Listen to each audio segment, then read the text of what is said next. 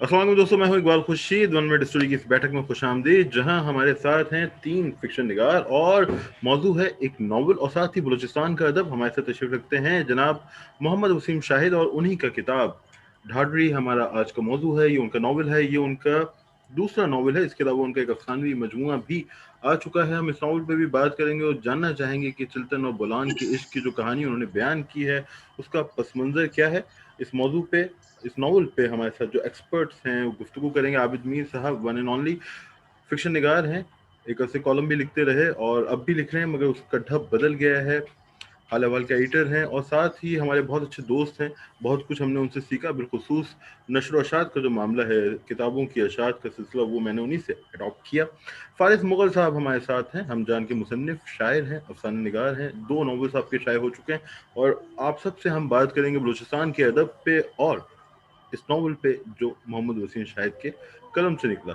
तो आबिद भाई, पहले मैं आपसे आगाज़ करूँगा। ये बताइएगा कि बलूचिस्तान से जो हालिया अदब हमारे सामने आ रहा है, अफसानों की सूरत, नॉवेल्स की सूरत, और अभी आधी अधूरी कहानियाँ भी मेरे पास है, मैं उसे देख रहा था, सारा अहमद शाकिर का। कैसे देखते हैं इस अदब को आप, जो बलूचिस्तान से गुज़िश्ता 15 बरस में सामने आया है?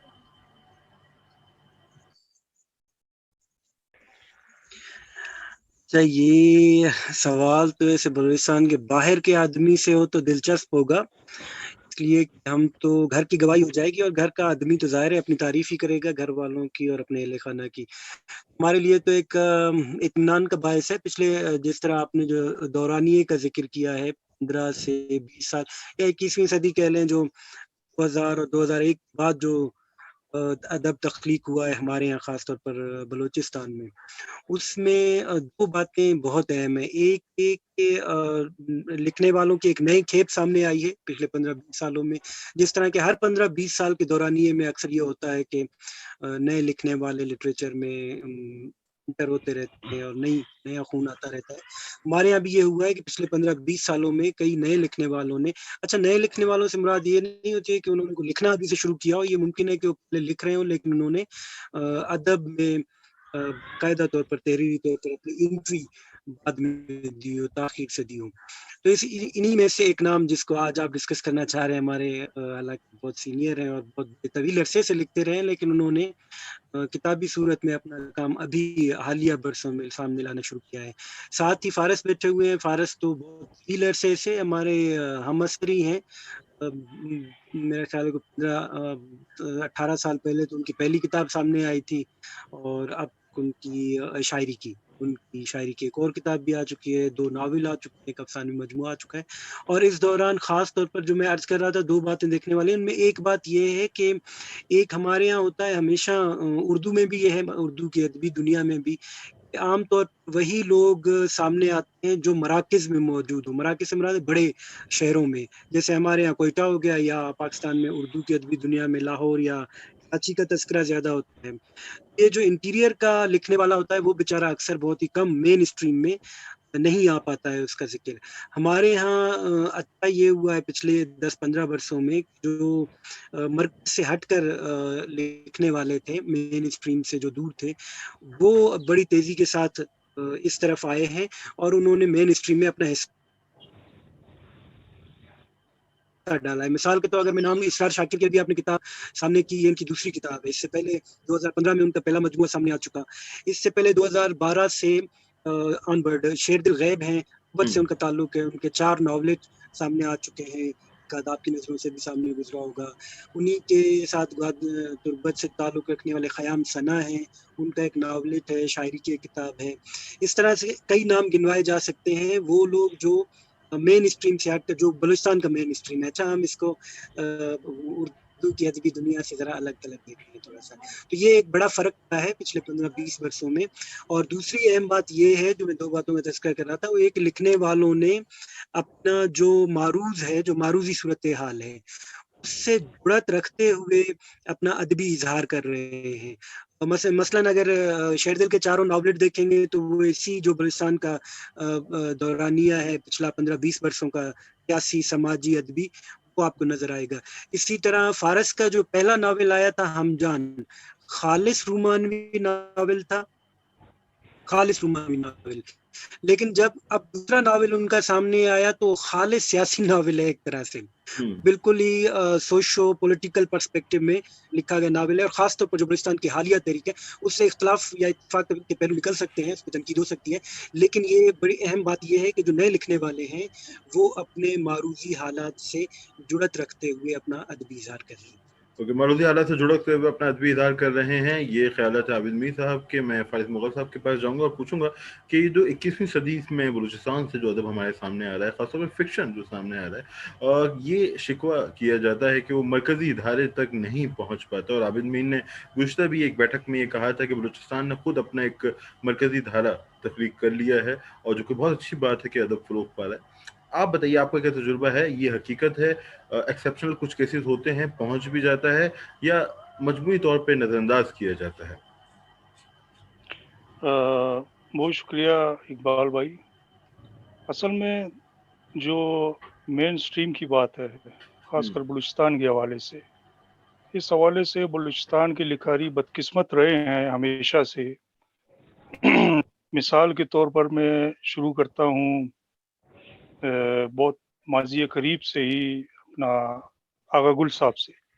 آغا گل صاحب کا فکشن جو ہے, اگر آپ اس کا نام لیں اردو کے حوالے سے, تو وہ مطلب ایک بین الاقوامی فکشن ہے. اس میں کوئی دو رائے نہیں ہے کہ آغا گل کوئی بلا ایک شبہ مخصوص علاقے کے یا جو ایک سرکمٹینسز میں لکھنے والے ہے ادیب میں, ایسا نہیں ہے. لیکن آغا گل صاحب سے جب بھی میری بات ہوئی ہے, ہمیشہ ان کا بھی یہی گلہ رہا ہے اپنے حوالے سے, اور میرا بھی گلہ یہ رہا ان کے حوالے سے کہ وہ ابھی تک کوئٹہ سے باہر نہیں اس طرح پہنچ پائے جس طرح انہیں پہنچنا چاہیے تھا. حالانکہ وہ بیوروکریٹ آدمی ہیں, پوری مطلب ایک اچھی پوزیشن ہولڈ کرتے رہے ہیں پوری اپنی زندگی میں. لیکن فکشن میں یا لکھت کے بارے میں بدقسمتی یہ رہی ہے کہ بلوچستان کو کوئی بھی فکشن نگار ہو, کوئی بھی, میں واوین میں وہ کروں گا انورٹڈ کامرز میں, ان کا نام نہیں لینا چاہتا میں, جو مطلب یہ ہے کہ اپنی پوزیشن کے حوالے سے یا لابیز کے حوالے سے, یہ بہترین لفظ ہے لابی, اپنی لابی کے حوالے سے کچھ چند مخصوص حلقوں میں ایوارڈ سے نوازے گئے یا انہیں مطلب کوئی پذیرائی حاصل ہوئی تو لوگ جاننے لگے کہ ہاں بھائی یہ بھی بلوچستان کا رائٹر ہے یا بلوچستان کا شاعر ہے. لیکن جو جیسے عابد بات کر رہے تھے کہ جو ایک بڑی کھیپ ہے لکھاریوں کی, وہ ابھی تک جو ہے وہ بلوچستان سے باہر پہچانی نہیں جا رہی. حالانکہ یہاں پر بڑا اچھا فکشن جو ہے وہ لکھا جا رہا ہے, بڑی اچھی شاعری ہو رہی ہے, تراجم ہو رہے ہیں. اور دوسری بات جو یہاں پر مطلب میں ضروری سمجھتا ہوں پبلشر کے حوالے سے, پبلشنگ ایسا شعبہ ہے جو گروم کرتا ہے, جو پالش کرتا ہے ادیبوں کو, جو لائم لائٹ میں لاتا ہے دور دراز کے مطلب گاؤں ہو گئے, علاقے ہو گئے, قصبے ہو گئے, وہاں سے رائٹرز کو ڈھونڈ ڈھونڈ کے ان کو لائم لائٹ میں لانے والا, ان کو پالش کرنے والا, ان کو ہر طرح سے ان کا تعاون کرنے والا پبلشر ہوتا ہے. اب ہمارے یہاں پبلشنگ کا جو سسٹم ہے یا پبلشنگ کے جو مافیاز سے ہیں وہ اتنے اسٹرانگ ہو چکے ہیں کہ وہ جو بکتا ہے وہ کیا محاورہ ہے, جو دکھتا ہے وہی بکتا ہے, جو دکھتا ہے وہی بکتا ہے. اب میں نام نہیں لینا چاہ رہا, بڑے پبلشنگ ہاؤس ہیں جو اس ڈگر پہ چل چکے ہیں. تو ایسے مطلب حالات کے اندر ایک تو پورا ہی آپ پاکستان لے لیں, دور دراز علاقوں کے کم ہی لکھاری مین اسٹریم میں پہنچتے ہیں. پھر وہاں سے تھوڑا بیانڈ ایک قدم پیچھے چلے جائیں بلوچستان کے لکھاریوں کو تو وہ لکھاری سمجھتے ہی نہیں ہے. معاف کیجیے گا, بڑی تلخ بات کرنے والا ہوں کہ اگر آپ بہترین اردو لکھ لیجئے, بہترین افسانہ دے دیجئے, بہترین ناول لکھ لیجئے, پہلے ان کے ذہن میں ہوتا ہے کہ یار یہ بلوچستان کا رائٹر ہے, اچھا ضرور اس کے اردو میں کوئی کمی رہی. یہ چونکہ میرے اپنے تجربات بھی ہیں, مشاہدات تو الگ بات ہے, تجربات بھی ہیں کہ یار بھائی میں مانتا ہوں, برولہ میں اظہار کر چکا ہوں, میں مضامین میں لکھ چکا ہوں کہ دبستان بلوچستان ہے. آپ اس کو مانے یا نہ مانے, میں تو مانتا ہوں.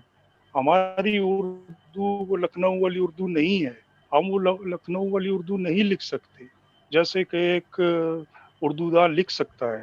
صحیح. جو تھوڑی سی میں یہاں پر ایک وائنڈ اپ کروں گا اس جملے کے. جو دیگر علاقائی زبانوں میں ہیں، جو بڑے علاقے ہیں، جو بڑے صوبے ہیں، اگر وہ اپنے انٹک کرتے ہیں الفاظ کو اردو کے اندر تو انہیں واوا کہا جاتا ہے، ان کی پذیرائی ہوتی ہے. لیکن یہاں پر اردو والے کہتے ہیں یار پہلے آپ اردو لکھنا تو سیکھ لو، اس کے بعد ہم چھاپ بھی دیں گے. تو یہ ایک بڑا المیہ ہے کہ ہمیں اون نہیں کیا جاتا کہ یار یہ بھی اردو لکھ سکتے ہیں، یا ان کی بھی جو سے ہے فکشن کے حوالے سے وہ سنی جا سکتی ہے. اوکے، ہم چلتے ہیں محمد وسیم کی جانب. ان سے پوچھتے ہیں کہ کیا آپ سے کسی نے کہا کہ پہلے آپ اردو لکھ لیں اور پھر ہم شائع کریں گے؟ نہیں، میرے ساتھ تو ایسا نہیں ہوا. ہاں یہ مسائل تو تھے جب میں نے پہلا ناول لکھا. عابد صاحب نے جیسے ذکر کیا کہ وہ میری شاید پہلی ہی انٹری تھی اس شعبے میں یا اس فیلڈ میں، اس موضوع پر. تو وہ میں ایسے خفیہ چھپ چھپا کے لکھتا رہا. شاید مجھ میں کوئی ایسا سے کمزوری سمجھ لیں، یا میں ایسا سمجھتا تھا کہ شاید بڑے لوگ ہوتے ہیں جو ناول نگار ہوتے ہیں، میں اس کیلیبر کا آدمی نہیں ہوں، پتہ نہیں میں یہ لکھ پاؤں گا، چھاپ پاؤں گا یا نہیں. تو مجھے امید نہیں تھی کہ میں اسے کسی منزل تک پہنچا پاؤں گا. اس وجہ سے میں وہ لکھتا رہا. بہرحال وہ جب مکمل ہوا تو مجھے اتنا ایکسپیرینس ضرور ہے. عابد صاحب سے اس ٹائم میری اتنی زیادہ وہ ملاقات تو ان میں جانتا تو میں تھا، لیکن ایسے یارانہ یا ملاقات اس طرح کی نہیں تھی. تو میں وہ ناول روٹین میں اٹھا کر کراچی آ گیا، اور یہاں بڑے ہی جناب فخریہ انداز میں وہ ناول مسودہ لے کر اردو بازار میں بڑی بڑی ان پر شاپس پہ گیا جو پبلشنگ کا کام بھی کرتے تھے. تو اس کا مجھے بڑا ہی تلخ تجربہ ہوا.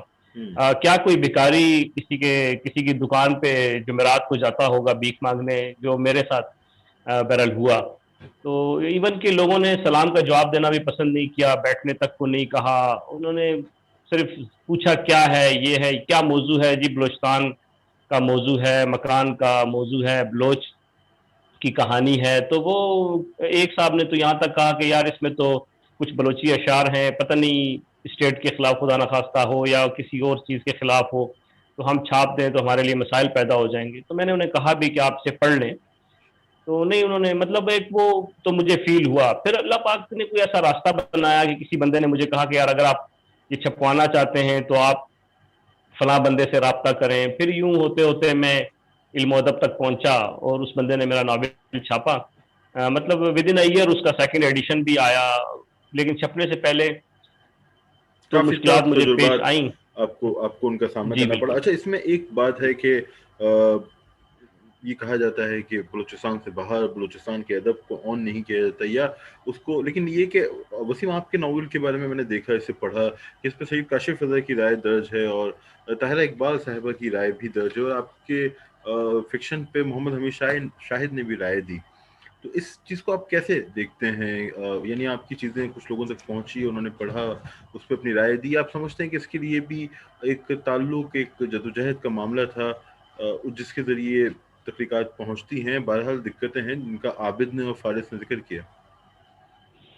یہ بات آپ کی صحیح ہے کہ جب میں آیا تو آپ ہر انسان کی ایک عادت سمجھ لیں یا ہر انسان کی ایک نیچر ہوتی ہے. تو میری عادت دوستی یاری والی تھی. ہم جس فیلڈ میں بھی پہلے رہے ہم نے وہاں دوست بنائے زندگی میں، صرف دوست ہی بنائے زندگی میں. یہ ہے. لیکن وہ میں عابد کی بات کو سیکنڈ کروں گا کہ کیونکہ میں ایک شہر میں بیٹھا ہوا تھا، میرے لیے آسانیاں تھی، مجھے انٹرنیٹ کی سہولت تھی، مجھے فیس بک تھا میرے پاس، مجھے سہولت تھی. آپ جیسے دوستوں کے ساتھ اور دیگر دوستوں کے ساتھ میرے رابطے ممکن ہوئے، جس سے یہ کہ ہے کچھ پوسٹرز، کچھ چیزیں دیکھ کر انسانوں کو تھوڑا بہت آپ کے بارے میں مجھے جانکاری ہوئی، میرے بارے میں آپ نے کچھ جانا.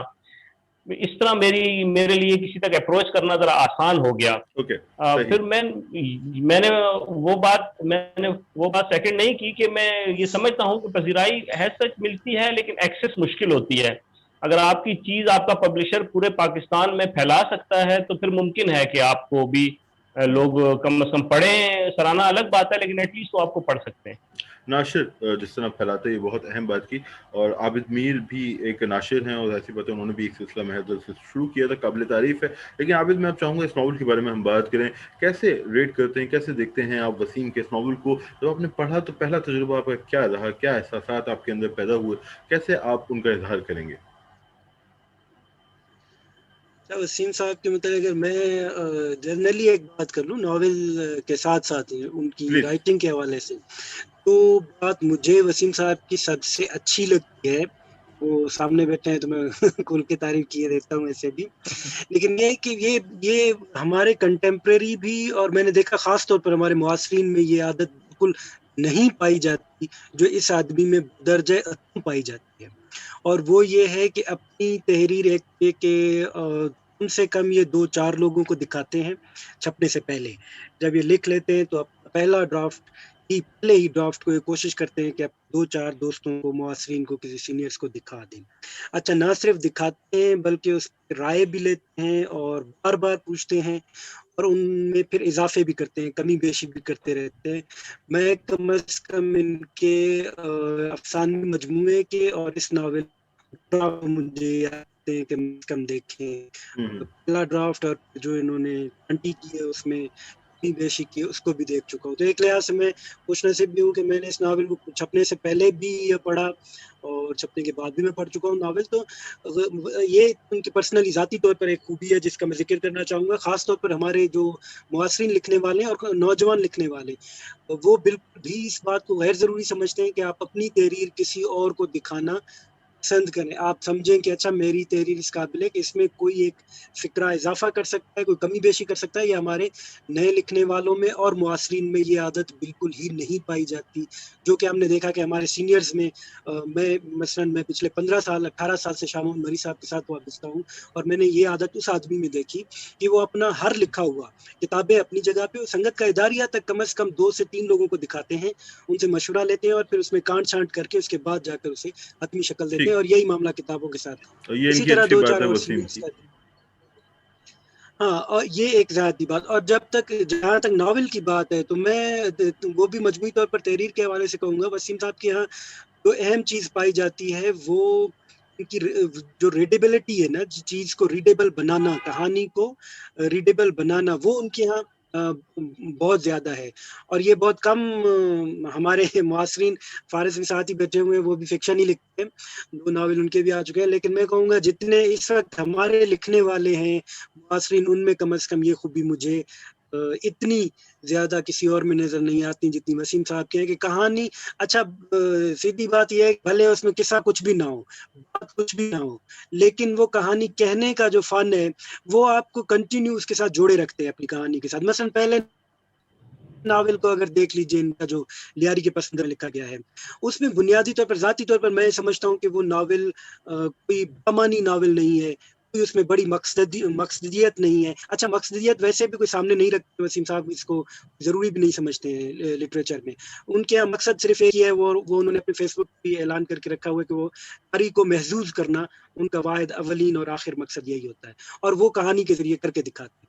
उन्होंने पहले नावल में भी बड़ी खूबी से किया है और दूसरा नावल ज़्यादा मुझे अच्छा लगा इसलिए कि एक उसमें कुछ लोकल पर्सपेक्टिव आया है बलूचिस्तान का, जो हम जैसे नीम सियासी लोगों का और जो प्रोपेगेंडा पसंद करने वाले लोग लिटरेचर में, उनका ये इशू होता है कि कहीं न कहीं पर आप मारूज़, क्योंकि कल ये हिस्ट्री बनेगा। ये जो लिटरेचर अब लिखा जा रहा है, ये 100 साल 50 साल के बाद एक हिस्ट्री का एक पर्सपेक्टिव होता है लिटरेचर भी। तो जब 50 साल बाद कोई देख रहा होगा, इसे पढ़ रहा होगा, तो वो मारूज़ी हालात को भी और जो पर्सपेक्टिव है बलूचिस्तान का, लैंडस्केप है। अच्छा, जो खामी मुझे अच्छा, अब मैं खामी कहूँगा तो वसीम साहब भी करेंगे, बाद में मुझसे कहेंगे भी कि भाई तुमने तो ये पहले इसको अभी पढ़ भी लिया तारीफ था, ही कहाँ छपने से की पहले थी जो पढ़ लिया था, आपने पहले खामी का भी बताते जिक्र कर शरीफ दिया। आदमी, अभी तुम कह रहे हो कि खामी है। लेकिन नहीं, बहरहाल वेलकम सर, जरूर करें। वो खामी ये थी कि मेरा ख्याल ये था कि ये जो उन्वान है ना, इसका जो उन्वान है ढाडरी, ये इनका अपना आबाई कस्बा भी है और बलूचिस्तान का बड़ा तारीखी एक इलाका है ढाडर।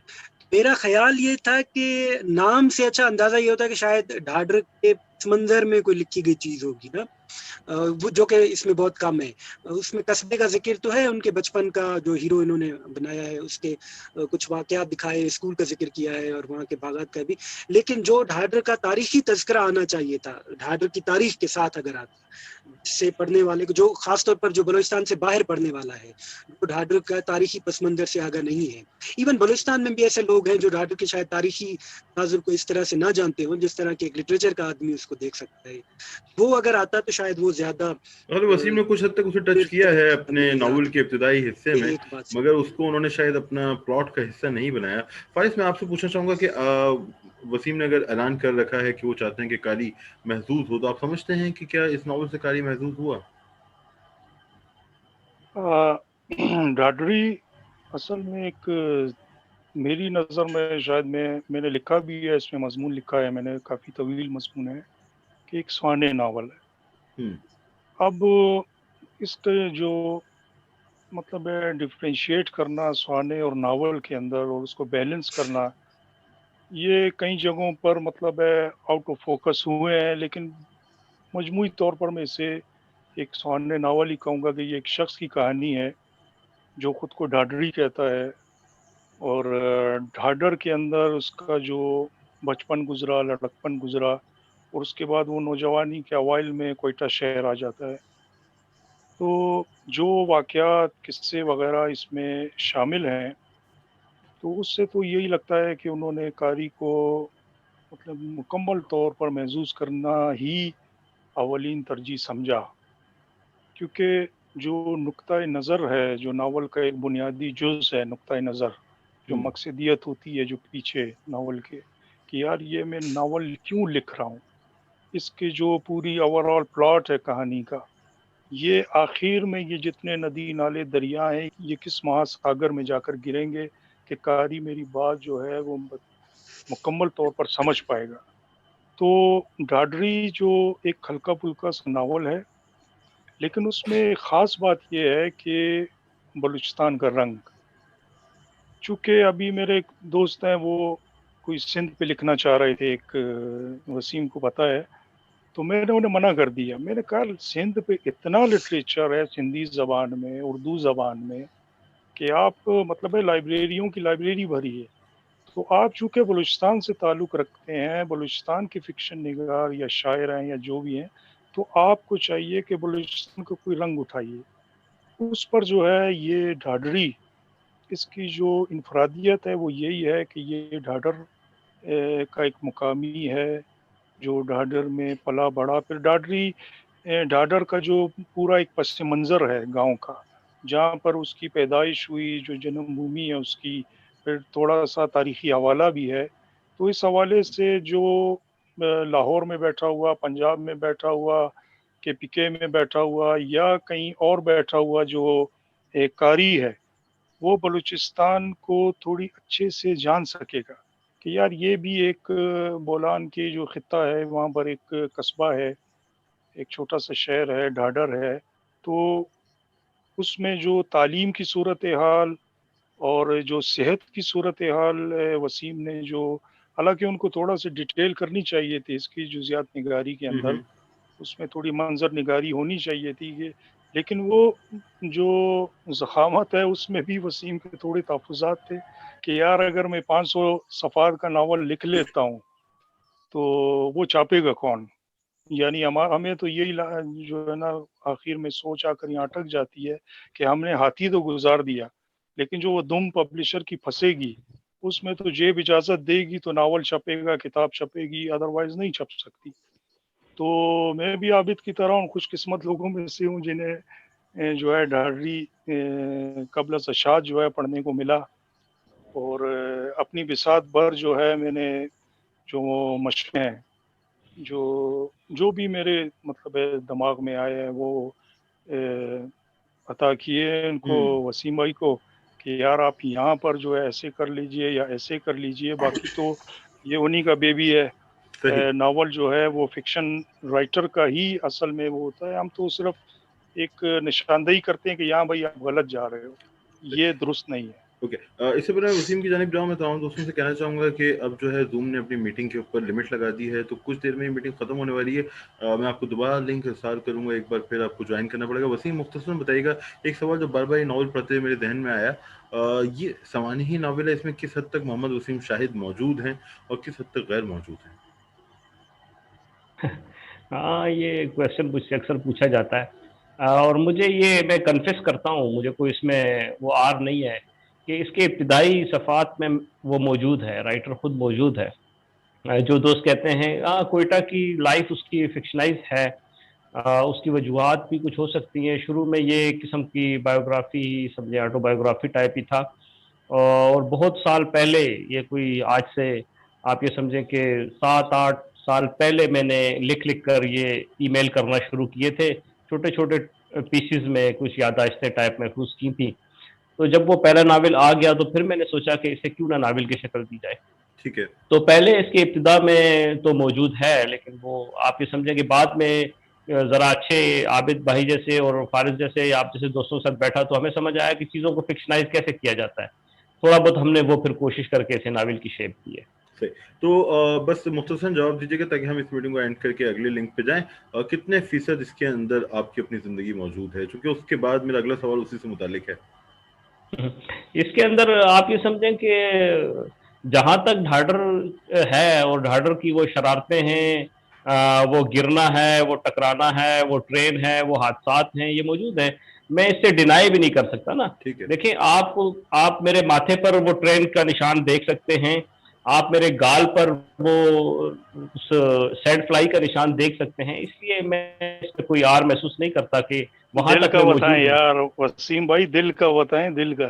क्यों घर से निकलवाते हैं मुझे, लेकिन बहन लेकिन वो मार्टिना वगैरह जो है वो सारी सर ऐसे ही है, बस एक फिक्शन ही है समझे। ओके, आखिरी चंद सेकंड मार्टिना का जिक्र करके और ये कह के कि वो फिक्शन है, वसीम ने हमारे दिल तोड़ दिए, इसलिए हम इस मीटिंग को एंड करके मैं अगला लिंक दोस्तों को देता हूँ। आप सब मेरे साथ रहिएगा।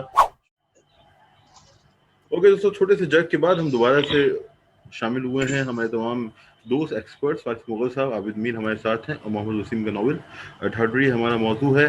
मैं आबिद आपकी तरफ आऊँगा इस सवाल को लेके। आप क्या समझते हैं? आपने वसीम साहब के अफसाने भी पढ़े हैं, उनके दोनों नावल्स पढ़े हैं। अब आप आगे उनसे क्या तवक्को करते हैं? क्योंकि इस खत्ते का एक फिक्शन निगार है बलूचिस्तान का, जिसका काम अब बाहर भी ज़िले बहस आ रहा है, बाहर पहुँच रहा है, तो यकीनी तौर पर आपके कुछ तवक्कुआत भी होंगे, कुछ खदशात भी होंगे, तो दोनों पर ज़रा रोशनी डालिएगा। मैं तवक्को वही करता हूँ जो मैंने ढाडरी में भी अर्ज किया कि लोकल पर्सपेक्टिव जब नहीं आएगा, मुझे मेरी दिलचस्पी का आंसर ज़रा कम रहता है। ये मैं तवक्को करता हूँ कि मज़ीद ये आंसर बढ़ेगा, क्योंकि पहले नावल में ये बिल्कुल नहीं था। पहला नावल का शायद मौजू भी ये नहीं था, वो लियारी के ख़ास पस मंज़र में लिखा गया था, तो इसलिए उसमें लियारी को भी हम वैसे तो मिनी बलूचिस्तान कहते हैं, समझते भी हैं, तो उसमें लेकिन बलूचिस्तान नहीं था। बाकी बाद में जब अफ़साने आए तो उसमें ये अफ़साने ऐसे थे जो बाकायदा बलूचिस्तान के अरूज को भी पेश करते हैं, और एक आध अफ़साना तो ऐसा था कि जो वसीम साहब से कम तवक्को नहीं की जा सकती कि ऐसा अफ़साना भी दे सकते हैं।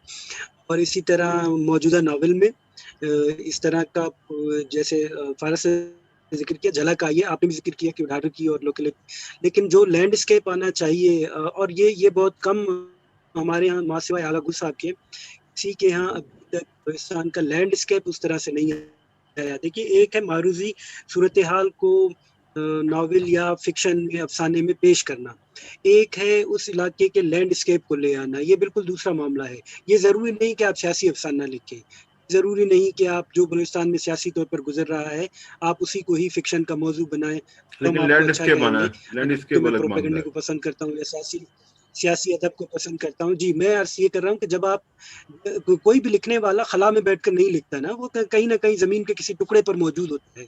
तो जब ये ज़रूरी होता है, ये फ़र्ज़ भी होता है और ये नेचुरल भी होता है कि जब आप जिस टुकड़े पर बैठकर आप लिख रहे हो, उस टुकड़े का, उस इर्द-गिर्द का कोई न कोई असर आप फ़िक्शन में आ जाता है, आ जाना चाहिए।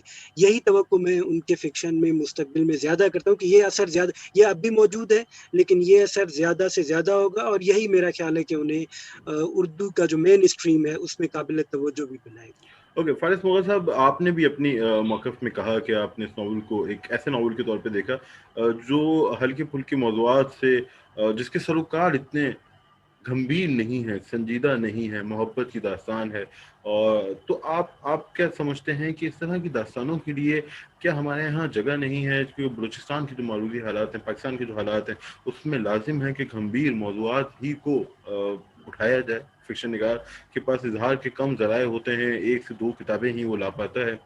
تو اس طرح کے موضوعات زیادہ تقاضا کرتے ہیں. نہیں، بالکل میں نے یہ نہیں کہا اور نہ کہنا چاہتا ہوں کہ اس طرح کے بالکل نہیں ہونے چاہیے، یہ لکھنے ہی نہیں چاہیے. ہلو، جی میں سن پا رہا ہوں جی آپ کو. جی آپ کی آواز آ رہی ہے. جی آ رہے. اچھا، ہاں بالکل، میں نے یہ نہیں کہا کہ بالکل لکھنے نہیں چاہیے یا اس طرح کے جو موضوعات ہیں وہ پڑھتا نہیں ہے. بالکل پڑھتے ہیں، بڑے بڑے خلیفہ پڑھے ہیں یہاں پر، ایسے ایسے ناول دیتے ہیں کہ انسان جو ہے وہ سوچتا ہے کہ یار اسے میں دوسرے جنم میں پڑھوں گا، اس جنم میں تو مشکل ہے.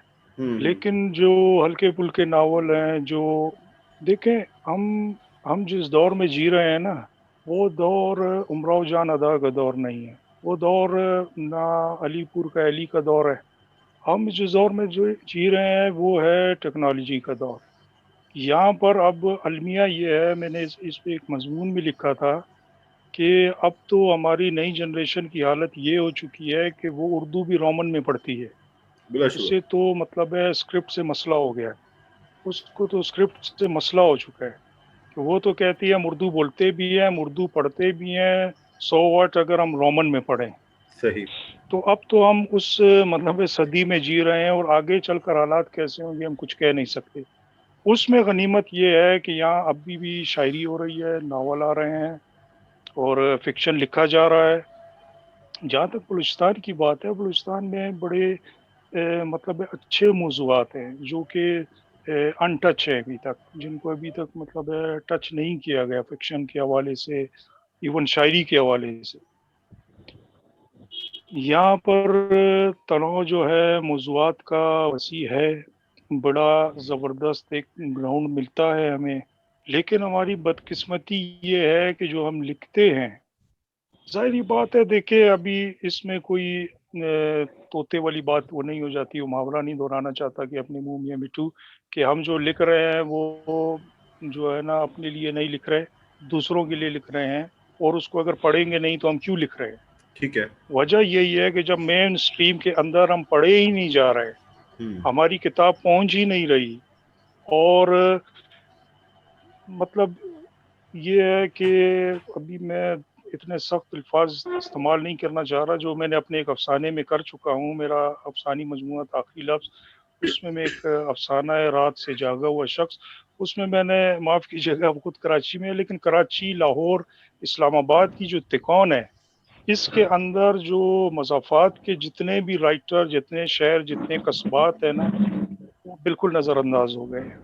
یعنی یہاں سے اٹھ کر اگر کوئی کراچی میں جاتا ہے، بیٹھتا ہے، لاہور میں بیٹھتا ہے، یا اسلام آباد میں ایون آج کل بیٹھتا ہے، تو وہ مین سٹریم میں ایک دم جو ہے دوربین میں آ جاتا ہے، وہ اس کو آئیڈینٹیفائی کر لیتی ہے آپ کی مائکروسکوپ.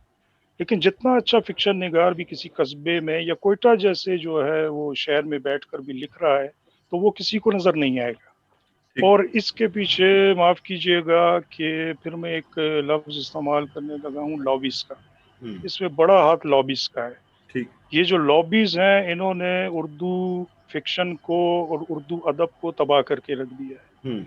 تو وسیم شاہ جیسے مطلب ہے، جیسے ان کے ابھی 2 ناول آ چکے ہیں، اور جس یہ تگودو میں ہیں کہ یار ان کا ناول ضروری نہیں ہے کہ ان کے جیب میں کوئی 300 روپے ڈالے گا ناول خرید کر تو بڑی ان کی جو ہے نا وہ جائیدادیں بن جائیں گی. ان کا جو مطلب ہے اتنا سا یہ خواہش ہے، اتنی سی تمنا ہے کہ ان کا ناول پڑھا جائے. بالکل. ان کے ناول کی رسائی پاکستان کے ہر شہر تک ہونی چاہیے. ایگزیکٹلی. جی اوکے. تو فارس نے ذکر کیا لابیز کا، ذکر کیا کراچی، لاہور، اسلام آباد کی تکون کا. تو یہ جو ہمارا پروگرام ہے، یہ سمجھیں اس تکون کی چوتھی جہت ہے، تاکہ ہم لوگوں کو جوڑ سکیں اور بات کر سکیں اس ادب پہ جو مختلف قصبات میں छोटे शहरों में लिखा जा रहा है। और एक बड़ी दिलचस्प बात है, कभी हम इस पर डिस्कस करेंगे कि उर्दू की खुद मईशत बहुत कमज़ोर है, मुझे ऐसा महसूस होता है, और हम अक्सर इस पर शाकी भी रहते हैं कि उर्दू लिखने वाला उस तरह अपनी बात नहीं पहुंचा पा रहा। तो जो दोस्त हमारे दीगर शहरों में हैं वो यूं देखते हैं कराची की समत, तो कराची वाले देखते हैं लाहौर की समत, इस्लामाबाद की समत। ये भी बड़ी गंभीर सूरत है। वसीम, ये बताइएगा कि अब आप किस मौजू पे लिखने का इरादा रखते हैं? कि आपकी तहरीक आई, इसको खासा वक्त हो गया, उसका चर्चा भी हुआ, उस पर दोस्तों ने राय भी दी। अब मोहम्मद वसीम शाहिद के कलम में क्या है? कुछ अफसाने हैं, कुछ नॉवल है, आप बीती है? मेरा जिस तरह दोस्तों ने कहा, दोनों दोस्त खुशकिस्मती से बैठे हैं। तो जहाँ इस टाइम फारिस साहब बैठे हुए हैं, इसी पलंग पे बैठ के मैंने और फारिस साहब ने एक आइडिया डिस्कस किया, एक प्लाट डिस्कस किया। वो प्लाट डिस्कस जब हुआ तो हमने उसकी तमाम चीज़ों को खुल खाल के देखा, जांचा, और ये डिसाइड हुआ कि ये लिखा जाना चाहिए। फारिस साहब का फरमान था कि बिल्कुल लिखा जाना चाहिए और आप इसे लिख सकते हैं। फिर आबिद साहब मेरे ऑफिस तशरीफ लाए तो मैं बिल्कुल नहीं शर्माता। बाज़ लोगों ने आबिद ने या किसी ने कहा कि लोग अपनी कहानियाँ बड़ी छुपाते। मैं अपनी कहानी खुल कर डिस्कस करता हूँ दोस्तों से। मुझे अपने दोस्त अपनी कहानियों से ज़्यादा प्यारे हैं। तो मैं ये समझता हूँ कि अगर मेरा दोस्त है, वो अगर मुझसे बेहतर लिख सकता है उस कहानी को, तो मुझे कोई आर नहीं है कि कोई मुझे उसमें एतराज़ नहीं होना चाहिए। मेरा मकसद बेसिकली लिखना है। आप लिख लें, मैं लिख लूँ, कोई भी। तो वो कहानी हमने आबिद के साथ भी पूरी डिस्कस की। आबिद साहब ने उसमें बड़े अच्छे मशवरे दिए और आबिद साहब ने कहा कि टॉपिक सख्त टॉपिक है, अगर आप इसे लिख पाएंगे उस तरह जिस तरह इसे लिखा जाना चाहिए, तो फिर ये वाकई एक अच्छी तहरीर हो जाएगी। तो अब मैं लिख चुका हूँ तकरीबन 480 समथिंग पेजेस पे मैंने उसे कंक्लूड किया है। अब उसकी फारिस भाई को इवन मैंने ईमेल कर दिया है, वो उसे देख भी रहे हैं। यहाँ भी मैं अब जैसे ही निकलेगा, आबिद साहब इस्लामाबाद में थे, अदरवाइज मैं उन्हें भी ज़रूर देता। तो उनसे एडिटिंग भी करवाना चाहूँगा। वो भी एक टॉपिक मौजू तो मेरा फिर बलोचिस्तान ही है। ये 1946 और 45 से ये कहानी शुरू होती है, जो आकर 2006 तक इसका जो है ना वो आप समझे ड्यूरेशन है। इसकी लोकेल कंधार से चलती है और वो कोयटा और हमारे कस्बे ढाडर नहीं, भाग नाड़ी एक इलाका है हमारा, वहाँ और सिब्बी और इस एरिया में इवन के सिंध के साथ भी कुछ इसका है। और बेसिक उसका मौजू तो फोर्स कन्वर्जन ही मैं समझता हूँ कि मैंने लिखने की कोशिश की है। उसमें अच्छे लोग भी हैं, बुरे लोग भी हैं। वो किरदारों का एक टकराव है। हर जगह शैतान और फरिश्ते साथ साथ चल रहे हैं। तो देखें, इंशाल्लाह उम्मीद तो है कि अपनी सी कोशिश भी की है। उम्मीद है कि पहले की निस्बत कुछ थोड़ी इम्प्रूवमेंट है। तो बाकी दोस्त इंशाल्लाह पढ़ के बताएंगे। इस बारे में आप इन दोस्तों की राय भी ले सकते हैं, इनसे ये मौजूद डिस्कस हो चुका है। जी जी प्लीज़, चूंकि आप दोनों यहाँ मौजूद हैं तो अपनी राय दें। और मुझे आवेद ये भी बताइए कि ढाडरी जो मेरी पढ़त का तजुर्बा रहा, मैंने उसमें देखा कि एक सेटिंग थी, जो कि जाहिर सी बात है आपने भी ये मुतालबा किया कि शायद उसका और जिक्र होता, चूंकि आप उस खित्ते के हैं। बाहर वाले के लिए तो मुख्तसर जिक्र भी एक अजनबी माहौल का अपनी तरफ अट्रैक्शन लगता है। और हमने देखा सेटिंग बहुत वाज़ेह थी, हमने देखा कैरेक्टर्स बहुत स्ट्रॉन्ग थे। मगर आपको लगता है कि प्लॉट को थोड़ा और गुथा हुआ हो सकता था, या प्लॉट के अंदर जो कॉज एंड इफेक्ट का एलिमेंट था वो कुछ ज़्यादा होता? ये भी बताइएगा। और जो अभी वसीम जिस नॉवल पे बात कर रहे हैं उसके आइडिया पे भी कुछ रोशनी डालिएगा। तो जो ढाडरी के मुतालिक आप कह रहे हैं ना, मैंने अर्ज किया कि क्योंकि वसीम साहब का बुनियादी मकसद सिर्फ आपको महसूस करना है ना, तो इसलिए वो फिर चीज़ों को उस दूसरे पर्सपेक्टिव में नहीं देखते, यानी गुथा हुआ होना या उसमें बहुत ज़्यादा गहराई होना, कॉन्फ्लिक्ट का बहुत ज़्यादा होना, वो चीज़ों को इस पर्सपेक्टिव में देखते ही नहीं। इसलिए कि जब लिखने वाले ने अपना नुक्ते नज़र या अपना मकसद एक मुतय्यन कर लिया है, तो फिर वो चीज़ों को उसी पर्सपेक्टिव में देख रहा होता है। तो मेरा ख्याल है उसकी एक अहम वजह तो ये है कि उनके यहाँ कारी की जो ज़हनी सतह है वो पहले से वाज़ेह है। वो जानते हैं कि उनका कारी एक आम सादा सा कारी है जो कहानी को पढ़कर उससे लुत्फ़ अंदोज़ होना चाहता है। उनकी नज़र में वो कारी है, तो इसलिए वो उसी कारी को ज़हन में रखते हैं और फिर उसी के मुताबिक कहानी को आगे ले जाते हैं। इसलिए कहानी में उनके यहाँ एक ही वाज़ेह अंसर है और वो रीडेबिलिटी है कि कहानी को पढ़त के काबिल बनाना, उसे महज़ूज़ होने के, लुत्फ़ अंदोज़ होने के काबिल, और वो है। اتنا ہے کہ مثلا میں کم از کم ان کا ناول اٹھاؤں یا کہانی، آج تک جتنا میں نے پڑھا ہے ایسا ہو نہیں پایا کہ میں نے پہلی نشست میں اسے مکمل نہ کیا ہو، چاہے وہ افسانہ ہو یا ناول ہو. یہ 100 سے زائد صفحات کا ناول ہے، لیکن میں نے اسی ایک ہی نشست میں بلا پڑھنے شبہ کی اس کی کوشش کی اور ریڈیبلٹی سے پڑھا ہے. انکار نہیں کیا اسی جا طرح پہلے سکتا. ناول کے ساتھ ریڈیبلٹی ہے، یہ چیز ہے. تو اور وہ کیونکہ مطمئن نظر ان کا وہی ہے، تو اس لیے سارا فوکس اسی کے اوپر ہے. اور اب جہاں تک نئی ناول کی بات ہے، اس کا اب تک میں صرف پلاٹ سن چکا ہوں، کہانی اب تک میں نے نہیں دیکھی، مسودہ اس کا نہیں دیکھ پایا ہوں. میرا خیال ہے کہ موضوع واقعی سخت ہے، سخت اس لیے کہ اس میں مذہبی معاملہ ہے، تھوڑا سا ڈسکس ہوا ہے ہندو اور مسلم کے حوالے سے. تو یہ کیونکہ پاکستان میں آپ نے دیکھا ہے کہ پچھلے کچھ سالوں میں خاص طور ویسے ہی پاکستان میں تو مذہبی معاملات کوئی زیادہ انٹچیبل ہے ویسے بھی، لیکن پچھلے 10 15 20 برسوں میں زیادہ انٹچیبل ہو گئے ہیں. اس پر بات کرنا بہت زیادہ احتیاط مانگتا ہے. تو اس لیے میں نے جب پہلی دفعہ ڈسکس ہوا تھا، جیسے وسیم صاحب ذکر کر رہے تھے، تو میں نے یہی عرض کیا تھا کہ یہ معاملہ تھوڑا سا نازک ہے، اور ایک فکشن نگار کے لیے ایک طرح سے دو دھاری تلوار کے اوپر چلنا ہوتا ہے کہ اسے اپنا عقیدہ بھی بچانا ہے اور اپنے قاری کو بھی یقین دلانا ہے کہ اس کا عقیدہ درست ہے، وہ اپنے عقیدے پر ٹھیک ہے، لیکن وہ آپ کو ایک کہانی سنانا چاہتا ہے جس کا اس کے ذاتی عقیدے سے کوئی لینا دینا نہیں ہے، اس سے اس کا ذاتی عقیدہ متاثر نہیں ہوتا. یہ یقین دلا کر اپنے قاری کو پاکستان کے سماج میں اور اس سوسائٹی کے اندر رہنے والے ایک عام آدمی کو یہ یقین دلانا بڑا مشکل ہوتا ہے. تو یہ یقین دلاتے ہوئے کہانی کو آپ دیکھتے ہیں، جب کہانی سامنے آئے گی تو یہی جاتی ہے وسیم صاحب سے، اب تک جتنا فکشن وہ دے چکے ہیں ہمیں، کہ امید ہے کہ وہ ایک کامیاب ناول ہی سامنے لائیں گے. فارس یہ بتائے گا کہ کتنا مشکل ہوتا ہے بلوچستان میں رہتے ہوئے ایسی جگہ جو مرکزی دھارے سے دور ہے، اگر میں سیاسی پس منظر کو ہٹا بھی دوں، صرف اس نقطۂ نگاہ سے جو آپ نے بھی پہلے ذکر کیا ہے کہ قصبے یا جو چھوٹے شہر ہیں اس کا فکشن، یعنی اگر ہم کراچی کی بات کریں تو حیدرآباد کا فکشن سامنے نہیں آ پاتا. ایسے میں ایک بڑے موضوع کو نبھانا جو وسیم نے اٹھایا ہے بار، آپ سمجھتے ہیں وہ اسے نبھائیں گے، اور آپ کی کیا توقعات ہیں اس کے حوالے سے؟ جہاں تک نبھانے کا تعلق ہے، بخوبی نبھائیں گے. جیسے ابھی تو ماشاءاللہ مشاق ہو گئے ہیں، بڑی زبردست ان کی ابھی نثر میں بھی نکھار آ رہا ہے، اور جو کہانی ہے اس میں بھی جو ہے ہمیں بہت سارے رنگ ایسے نظر آ رہے ہیں جو پچھلے ان کے 2 ناولوں میں نہیں تھے. جہاں تک موضوع کا تعلق ہے، جیسے عابد نے کہا کہ یہ سینسٹیو موضوع ہے، اس بلا شبہ یہ ایک ہمارے جو پاکستان ہے اس میں ایک سینسٹیو موضوع ہے جس کو وسیم نے دفعات لگایا ہے. اور میں ابھی بھی آن لائن بھی ان سے یہی کہہ رہا ہوں کہ ابھی بھی بڑا سوچ بچار کے بعد ہی اس ناول کو جیسے مارکیٹ میں لائیے گا. جیسے وسیم نے کہا تھا کہ انہیں کہانی سے زیادہ دوست عزیز ہیں، تو ہمیں بھی آپ کے ناول سے زیادہ آپ عزیز ہیں. چونکہ ہمارا ہم ایک ایسی گھٹن میں رہ رہے ہیں جہاں پر ایسے ناولوں کی گنجائش بنتی نہیں ہے. حالانکہ یہ ایسا کوئی اچھوتا موضوع نہیں ہے جس کو وسیم نے پہلی دفعہ ہاتھ لگایا ہے. بے شمار اس میں جو ہے وہ مطلب ہے انڈیا میں بھی اس پہ لکھا گیا ہے مختلف حوالوں سے. اس میں جو ہے مطلب ہے اور سرحد پار ایران کے اندر بھی لکھا گیا ہے. اس میں مطلب ہے مختلف حوالے، جیسے ضروری نہیں ہندو مسلمان کے بارے میں بات ہو، 2 مطلب ہے مذاہب کے جو کنفلکٹس ہیں ان کو موضوع بحث لایا گیا ہے ناولوں کے اندر. لیکن جہاں پر اب جو حالات چل رہے ہیں وہاں پر اس کو نبھا تو لیں گے یہ، لیکن مارکیٹ کرنے کے بعد ان کو بڑا ہی ایک مطلب جو رسپانس آئے گا وہ کوئی اچھا رسپانس نہیں ہوگا. کیونکہ سب کو مطمئن کرنا مصنف کے بس کی بات نہیں ہے. وہ کسی ایک ہی نقطۂ نظر پہ ٹھہر کر بات کر سکتا ہے.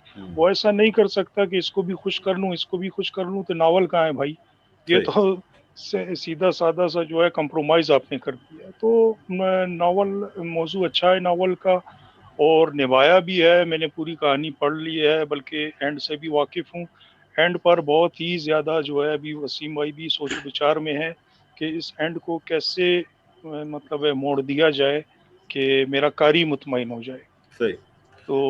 اچھا ہے، اچھا ناول ہے جو آنے والا ہے. سمجھوتے تو ہمیں کرنے پڑتے ہیں. نہیں قاری कारी भी मुतमिन हो जाए और हमारी भी जान बख्शी हो जाए। अच्छा, कुछ लाइटर मोड में कुछ सवाल करना चाहूंगा, अल्लाह मुख्तसर खैर सवाल। करेगा भाई। वसीम भाई ये बताएगा कि ढाढरी में आपका फेवरेट कैरेक्टर कौन था मरकजी किरदार के अलावा? सर मेरा फेवरेट कैरेक्टर तो सुंबल है सर। सुंबल, ओके, उसके असबाब हो सकते हैं। आबिद मीर साहब, आपको इस नॉवेल में कौन सा कैरेक्टर अच्छा लगा? आपने जो जब वक्फा होने वाला था पहली निशिस्त का, तो आपने पूछा था कि इसमें सनिफ कहाँ कहाँ पर मौजूद है, तो उसमें उन्होंने एक आध नाम लेकर कहा कि इसके बाद फिक्शन शुरू हो जाता है। तो मेरा ख्याल है कि वो जो कैरेक्टर है शायद वही असली कैरेक्टर है, उससे पहले फिक्शन ही ज्यादा है। तो इसलिए वो दस्तबरदार हो गए मुसन्निफ। वहां से हीरोइन इंटर होती है, वहां से मुसन्निफ सवाने हयात वाले चैप्टर से या बाद से दस्तबरदार हो जाती है। अच्छा, मैं नावल में इस तरह से मैं नावल इस तरह पढ़ता नहीं हूँ आमतौर पर भी, कि मैं नावल में किसी खास किरदार को अहम समझकर या उसकी एक किरदार के गिर्द, और फिर ये क्यों कि मेरे ख्याल में कोई किरदारी नावल तो है नहीं किसी एक खास के, ठीक है कि वो मरकजी किरदार तो उसका जिसके गिर्द कहानी बुनी गई है वही है जो हीरो एक तरह से खुद ही है उसमें वो।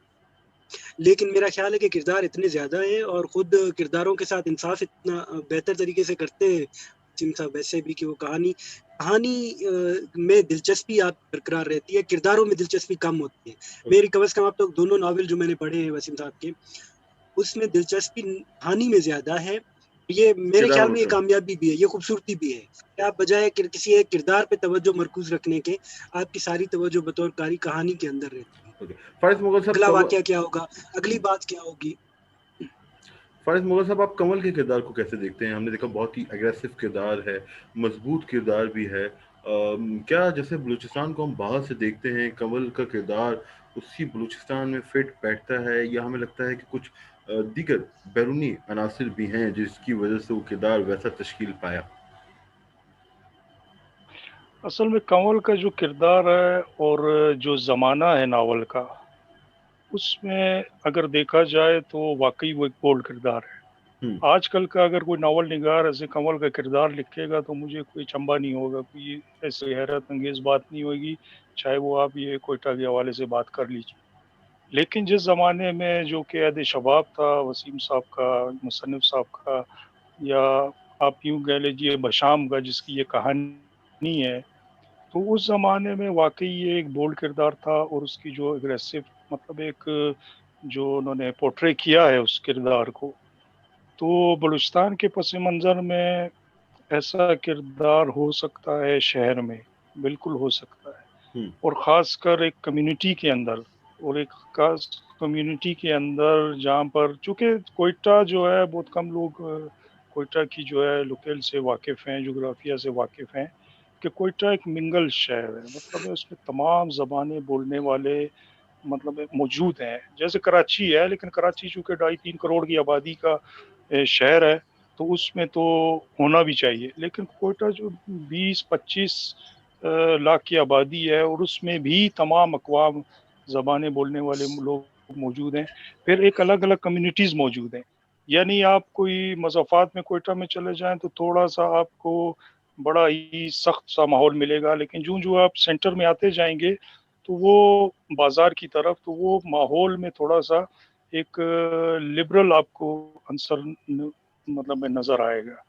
तो कंवल का किरदार चूँकि एक शहरी लड़की का है और वो एक अच्छे पोश इलाके में रहती है, तो उसके किरदार में जो एग्रेसिव है, जो मतलब एक बोल्डनेस है, उसमें कोई अचंभे की बात नहीं है कि वो पहले भी आए थे। और जिस मैं आपको एक और बात बताता चलूँ इस नावल के हवाले से, जैसे मार्टिना का ज़िक्र है।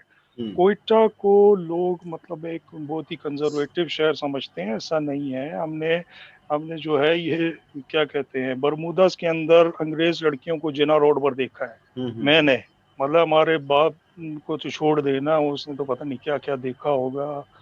हमने देखा है जिना रोड पर लूड्स होटल के अंदर साइकिलिंग करते हुए, चलते हुए, और फिर ये जिना रोड के जितने होटल हैं, कैफ़ेज़ हैं, इवन ये कि बाज़ार के अंदर जो है टूरिस्ट जो है सयाह अंग्रेज़ या यूरोपियन जितने भी हैं वो आते जाते रहते थे। तो इतना वो तो ये सब वो कंजर्वेटिव माहौल मनाजिर हैं कभी जो कोयटा का देखे रहा गए, नहीं है।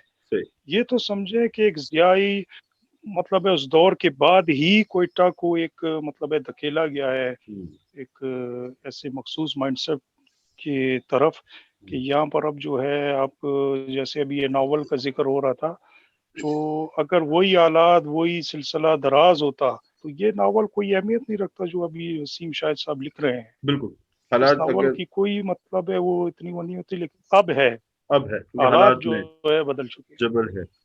ओके जनाब, दोस्तों आज हमारा सेशन था, हमने बात की बलूचिस्तान के अदब के बारे में और साथ ही हमने मोहम्मद वसीम शाहिद के दूसरे नावल ढाडी को डिस्कस किया। आबिद मीर हमारे साथ थे, फारिस मुगल हमारे साथ थे। आप तमाम दोस्तों का शुक्रिया। मैं उम्मीद रखता हूँ कि अगर आप ये देखेंगे तो हमें अपना फीडबैक देंगे कि हम किस तरह इस चीज़ को मज़ीद बेहतर कर सकते हैं। अगर आपने चैनल सब्सक्राइब नहीं किया तो काइंडली सब्सक्राइब करें, बेल आइकन दबाएं ताकि ये वीडियो बर वक्त आप तक पहुँचती रहें। वसीम भाई, फारिस भाई, आबिद मीर साहब, आप तीनों का बहुत बहुत शुक्रिया। ज़िंदगी रही तो फिर मुलाकात होगी। Thank you. बहुत बहुत शुक्रिया, बहुत शुक्रिया, थैंक यू।